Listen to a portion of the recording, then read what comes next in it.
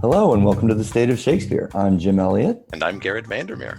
And today on the State of Shakespeare, we have Scott Newstok. Hey, Scott, how are you? I'm doing well. How are you doing? Excellent. Thanks for joining us today. Thank you. It's good to be here. Scott Newstok grew up in Duluth, Minnesota, a mining town, if I'm not mistaken. Is that correct, Scott? That is right. Big mining port. It's a port for shipping throughout the Great Lakes. Yeah, I've been there and it's quite beautiful. He attended Grinnell College and earned his doctorate from Harvard University. He's taught at Oberlin, Amherst College, Gustavus Adolphus College, and held a postdoctoral fellowship in humanities at Yale University's Special Library Special Collections. He currently teaches at Rhodes College, where he serves as the founding director of the Pierce Shakespeare Endowment, a program that keeps Shakespeare vibrant for today's world. And he's also the author of How to Think Like Shakespeare, which will be the subject of our conversation. But before we get to your book, I want to know what it means when you say keeping Shakespeare vibrant for today's world. What does that exactly mean? Well, let me just start by giving some context about who Dr. Iris Pierce was and what her gift to the college, Rhodes College, where I teach, has meant to the Memphis community. She was a prominent physician in Memphis. She was a path-breaking female doctor who eventually worked her way up to becoming the president of the Memphis City Hospitals, which primarily served underserved communities within the city of Memphis. And when she passed away about 15 years ago, she left a generous bequest to the college. And it was generous both in terms of the amount of money that she left, but it also was generous in the way that she didn't have many strings attached to it. She just said to support Shakespeare studies. As if you know anything about fundraising, that's exactly the kind of gift that you want to get. You don't want to get a gift that says this can only support X, Y, or Z. So with the generosity of that liberal latitude that she had in giving that gift, it's meant that we've been able to do all kinds of things, all the way from hosting performers, visiting directors, supporting the theater department and their stage productions and their rehearsals, bringing in lecturers, talking about topics ranging from environmental studies to race, to the history of the book, to the history of the Bible, all through the kind of connecting hub of Shakespeare. Wow. Yeah, it's been great fun. It's been enormous fun. We just had to cancel a symposium because of the lockdown. We were about to have a symposium about Shakespeare and the law, and include scenes from students performing, scenes from Shakespeare, trial scenes from Shakespeare, and then also bring in a number of really great scholars. So we're hoping to be able to postpone that until the fall. Let me guess, Merchant of Venice played a part in that one. Yes, in fact, it was going to be called Qualities of Mercy. It was going to be the name of the stage production. So here's the deep dive. Was Measure for Measure included at all? Yes, I think it was one of the scenes that was selected as well. That's right. So Scott, you've written How to Think Like Shakespeare, a book that examines modern education through the lens of Shakespearean education. Is the book available right now, or is it about to be published? And if so, when? It will be published on April 21st, so the week of, a couple days just before the death day and presumed or speculative birthday. But it's based on a talk that I gave, or grew out of a talk that I gave at Rhodes College in 2016 to the entering class of actually 2020. So there's a kind of odd symmetry where the ideas that I first formulated 4 years ago to speak to those students are now coming to fruition as they're about to graduate. They're not having commencement, sadly, but as they're about to make their way into the world. And I think the reason that that's interesting is because when there's something about being 7 years old in How to Think Like Shakespeare. And can you explain that? Sure. So when I was asked to give the talk to that entering class in August 2016, and I spent the whole summer worrying about it and thinking that the last thing they'd want to hear would be a talk from a Shakespeare professor. So I was trying to think my way into their situation as incoming students. And at the same time, I have children myself, one of whom was around 7 years old at the time. And I was just thinking myself into that space of being 7. A lot of the frustration that I've experienced as a parent with my kids' education relates to a lot of reforms that began around 2001 in the United States, when that entering class would have been around 7 years old.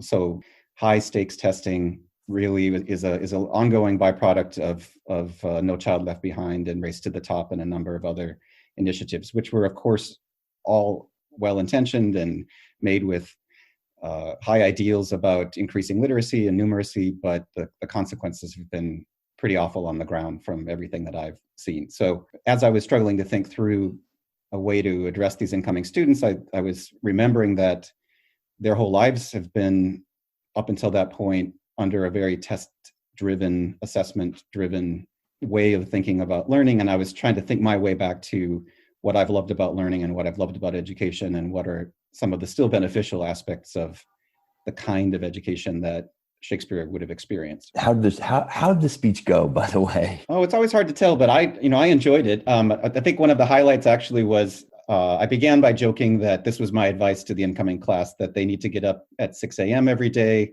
They need to study Latin until noon. They need to take a break for lunch, go back to studying Latin, get beaten if they were late, and they need to do that 6 days a week. And so it was a kind of funny beginning, because initially there was some uncertainty that, what on earth is this guy saying? And then once they realized, I pivoted and said, that's not actually what I'm recommending.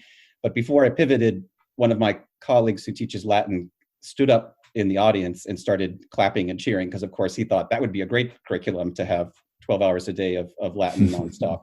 And then this led to your book, How to Think Like Shakespeare. There's quite a few chapters. There's 14 chapters, and you address a lot of different aspects of modern education. It's impressive how many great thinkers you put it through the lens of, but primarily Shakespeare.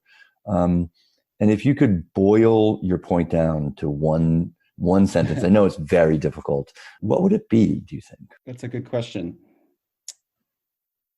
I think the main point is that we have a lot of educational binaries that are unhelpful. They're not productive, and they're setting things up in opposition that are not really in opposition. What's different from back in Shakespeare's day? What's the difference? Were there binaries back then or no? Sure, of course. I mean, that's kind of, a major way that we structure thought is by setting up oppositions, and that can be productive.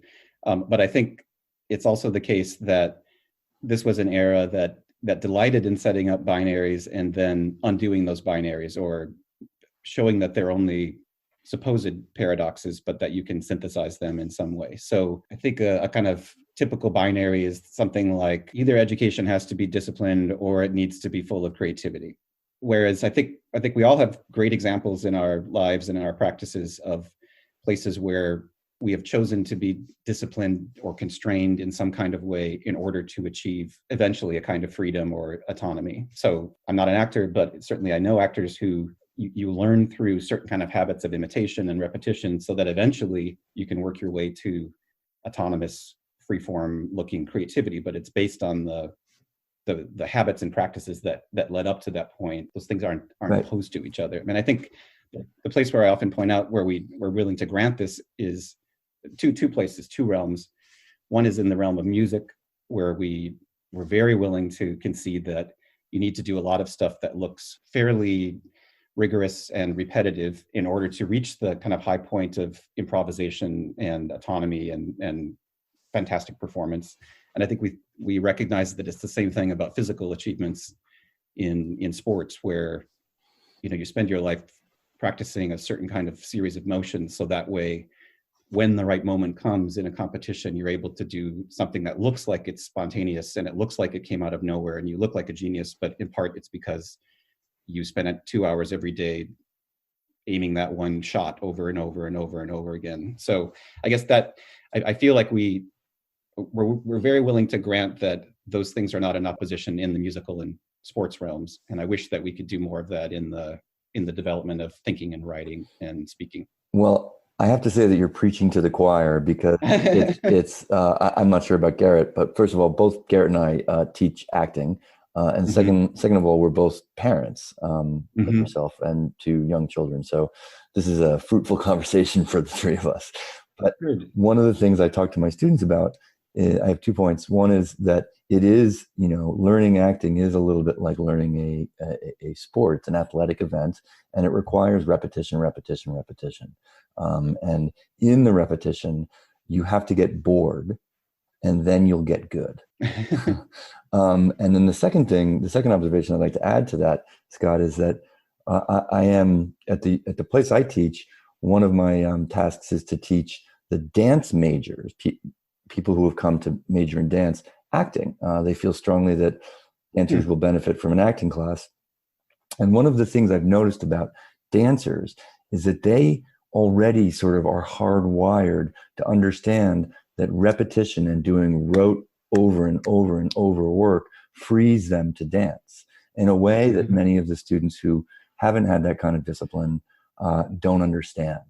And so when my supervisors come to look at the work the dancers do, they're always surprised. And I'm like, I'm not surprised at all, because they've got an underlying discipline that they work off of. So to your point, I think that is a huge part of training. My question then is, how would you translate that from an artistic enterprise to something like, let's say, English? English in terms of reading or writing? Both. Let's say both. Well, I think, there's tons of examples you can find from writers saying, one of the ways I learned to write was by imitating writers that I liked.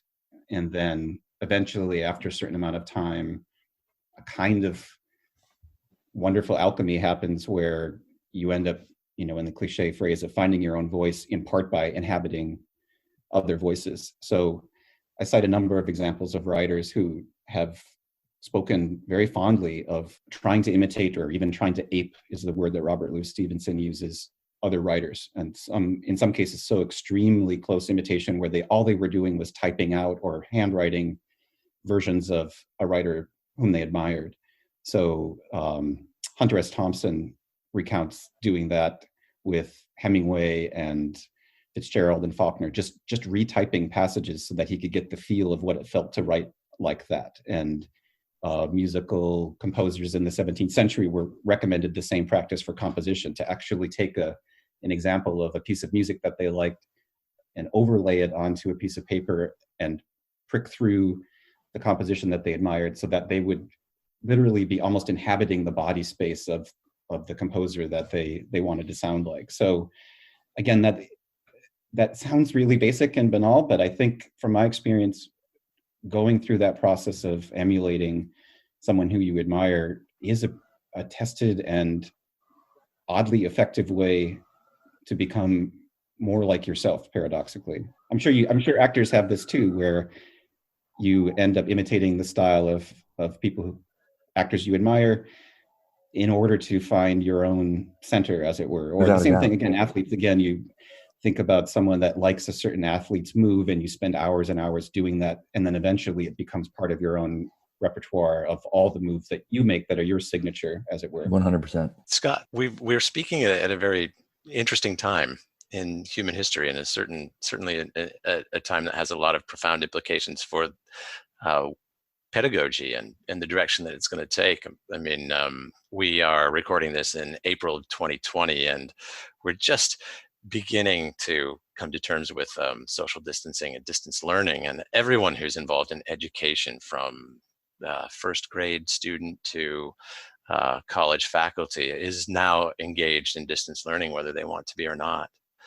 And you have a chapter in your book, chapter 7, on technology. And I was drawn to a particular passage here. I don't know if you have the book in front of you. I'm happy to read it, but if you have a copy of the book in front of you. I've given away all my copies of the book, so I don't actually have a copy of it. Well, that's great. Then I don't have to feel bad about reading your words here in front of you. Please do. But here it is. It's on page 64, and it says that presuming that the only kind of technology is digital technology, and that digital technology improves upon anything that preceded it. That's our era's current fable. This fable amounts to a creed, unshakable in the face of mounting evidence that computers don't improve learning. Instead, they exacerbate, not mitigate, inequality, and may even degrade the precise habits that education ought to cultivate. So I wonder if you have any thoughts about the ways that we are moving very rapidly now towards a digital learning environment, and what the implications are. Yes, I've thought about this constantly for the last month and been in a number of conversations about it. I mean, and clearly on account of the emergency, everyone is having to improvise and do the best that they can in these circumstances. I think, and I appreciate that, and I'm doing it, and my colleagues are doing it, and I know everyone is doing it globally. I still stand by that paragraph. There's a couple things that I guess I feel have been confirmed for me. The statement about inequality is proving to be true. I'm sure you've seen, there's a damning article in the New York Times this week about, it's basically a confirmation that access to resources leads to more access to resources. That's nothing new, but it's becoming very stark. So underserved communities, English language learners, families without resources, families where the parents are having to work and children are taking care of siblings, those are the kinds of families that are suffering the most right now in the transition to the remote or distant environment.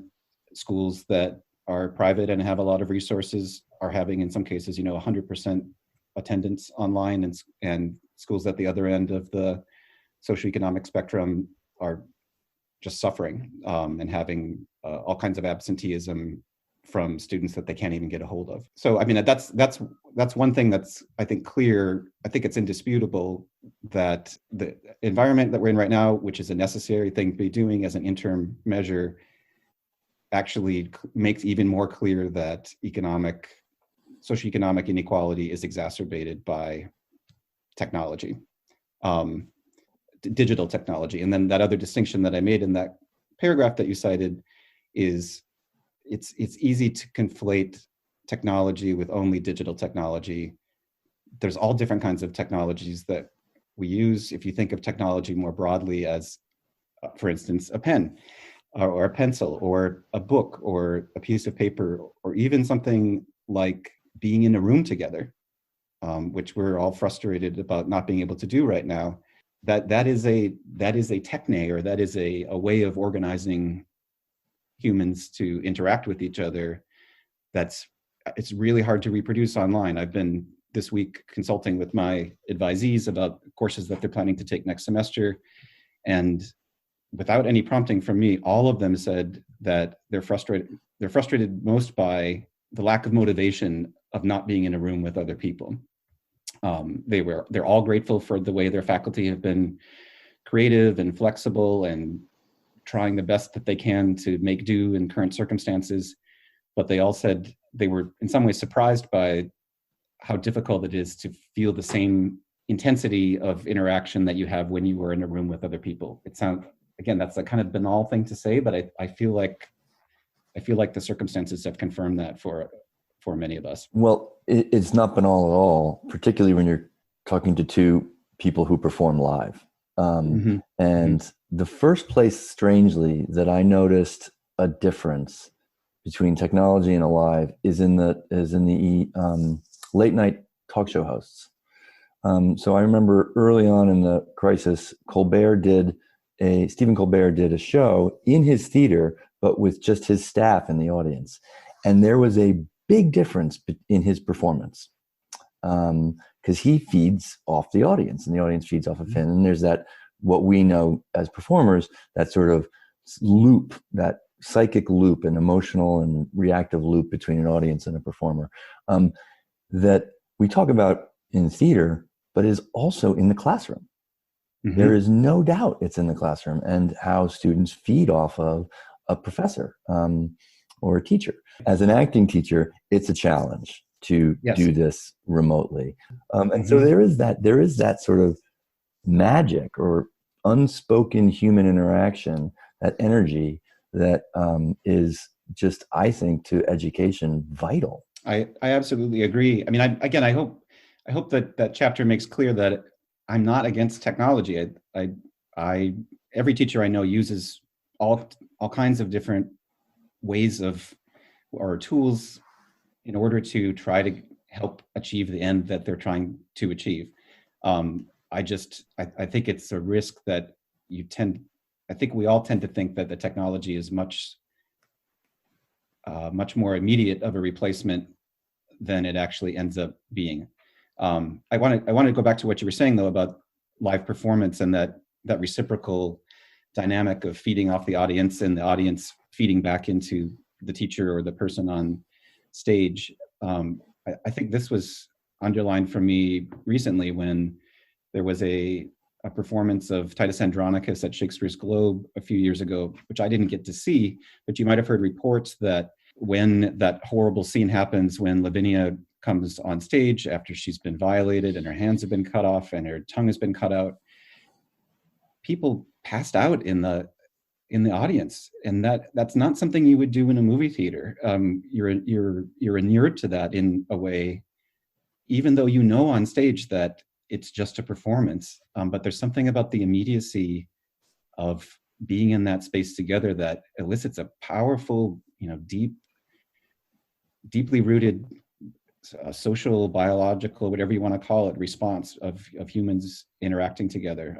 For me, it just feels like it underlines that there are certain things that are really hard to replace. So, Scott, at the risk of sounding hopelessly naive, I have to say that one of my initial reactions to your book was terror. Because it presents the reader with a myriad of windows into great thinkers and ideas and thoughts, and so many of them were new to me. And as someone who's in my closer to 50 than to 45 anymore, I'm acutely aware that the hours of contemplation I have remaining to me are finite indeed. And so just looking at your bibliographical index, for example, is truly a terrifying thing. Oh, that's not. That's not my intent. That's certainly not what I was intending by that. I mean, you're right that it is. I acknowledge right away on the first pages that it's really overstuffed with a barrage of quotations from a wide range of thinkers. I wanted to do that in part for a number of reasons. One is I just love sharing stuff that I love, and in some ways the book is a kind of harvest of a lot of writers and thinkers that I admire and I revere. And it's also a harvest of my teaching over the years and things that have been helpful for me in sharing in the classroom. It's partly inspired by some of the Renaissance, some of the 16th century practices of how writing emerges for a certain kind of writer. Someone like Montaigne or Francis Bacon or other writers who would harvest quotations into a notebook or a commonplace book, and then kind of patch them together into a larger quilt or fabric or whatever conceit you want to use. So, in some ways, the genesis of the book was emulating those models, but it's also, it's a kind of an archive or an arc of things that I love and things that I've found helpful in my own thinking and my own teaching and my own parenting. So it is meant to be a kind of gathering of things that I care about. That's a beautiful way of saying it. And I appreciate that now, that I can think of the book as kind of an infinite playlist rather than just a huge field of rabbit holes. But so many beautiful ideas. Oh, and I love the preface to your bibliographic index too. It's as full of deep and contemplative thought as it is, it's also very playful, and there are lots of fun Easter eggs and good clever asides. It's a delightful read. Well, thank you. That means a lot to me to hear that. Thank you. I appreciate that. I really wanted it to. I wanted it to convey the joy that I have when I teach and the joy that I have when I struggle with Shakespeare. So I'm glad that came across.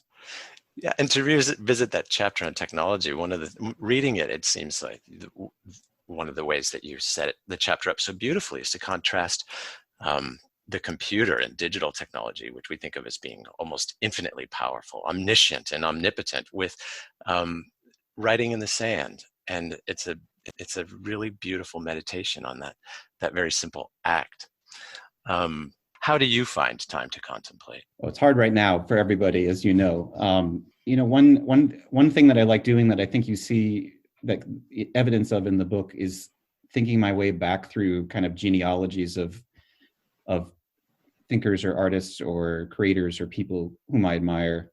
So that's one piece of advice I always give to my students is if you have a contemporary writer who you like, read what she recommends, and then kind of work your way back to that previous generation and read what they recommend, and you can kind of create your own genealogy of people leading up to you, and you can feel connected. I think in that way, you're kind of constructing your own syllabus, as it were, of the people who influence the people who influence the people who influence you.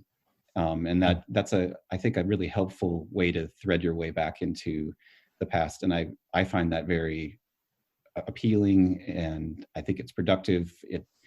It's not prescriptive. It's not saying you have to read these 7 writers, but it is urging you to think your way back into a longer heritage of writing leading up to the writing that you care about today. I love that. I do that with my film students. I say, oh, is that right? Because filmmakers are extremely derivative of each other. And so I do that. I say that, if you like Quentin Tarantino, he pulls from Akira Kurosawa. Check him out. So I just wanted to really quickly touch on Sonnet 73 that you mentioned. And it's, I believe it's in the chapter, it's in the chapter of exercises. We've talked about equating learning to that rote repetition that athletes and or musicians and artists do. But where does Sonnet 73 come in? And if you wouldn't mind reading it, that would be terrific. Sure, I'd love to read it. I stumble over it every time I read it, in part because I think it does some really wonderful things, both with meter and with some of the conceptual playfulness that it works through. So I might have to restart, but I'll give it a shot here. That time of year thou mayest in me behold, when yellow leaves, or none, or few, do hang upon those boughs which shake against the cold, bare ruined choirs where late the sweet birds sang. In me thou seest the twilight of such day as after sunset fadeth in the west, which by and by black night doth take away, death's second self that seals up all in rest. In me thou seest the glowing of such fire that on the ashes of his youth doth lie, as the deathbed whereon it must expire, consumed with that which it was nourished by. This thou perceivest, which makes thy love more strong, to love that well, which thou must leave ere long. Speaking of people who are getting on in age. Yeah, no, I mean, one thing, gosh, about 10 years ago, I figured out that I was at that point about the age that Shakespeare probably was when he was writing this, just probably around 40, maybe a little bit younger than 40. And that my students were about the age of the addressee of the young male sonnets, the first 126 sonnets. And that had a kind of chilling insight at that moment to realize, oh wait, I am the old guy to them as they're looking ahead to their future 20 years from now. And I'm, I'm not quite as bald as Shakespeare, but I am getting older. And so the little joke in the first quatrain about the trees without leaves is something that sounds like it's also a quip about his own possible male pattern baldness. But I guess I love this poem in so many ways. One is just that it just gives you, there's all kinds of ways in which it shows thought in process. So even if you just look at the first quatrain, I find appealing that imaginative exercise of, I'm looking at you and I'm imagining that what you're thinking of as you're looking at me. That's a pretty complex subject position to think through. That's 2 layers of empathy. Right. I'm not just thinking about what you're thinking. I'm thinking about what you're thinking about what I'm thinking. And it's also, it's playing its way out in an intergenerational relationship between this younger man and this older man. It's asking you to imagine what it would feel like to be in my shoes and how that connects to our relationship and our bond with each other. Scott, thank you so much for joining us. This is a fascinating book, and I am excited to read the rest of it, and I hope it does very well once it's published. Thank you. It was a pleasure speaking with both of you. It made me think. Good. And thank you all for listening to The State of Shakespeare. Thanks for joining us for the State of Shakespeare podcast. We invite you to visit stateofshakespeare.com for more episodes, information about each of our guests, and the Shakespeare text you heard on the program, and much more. And we welcome you to join the discussion by liking us on Facebook. That's www.stateofshakespeare.com. Thanks for listening.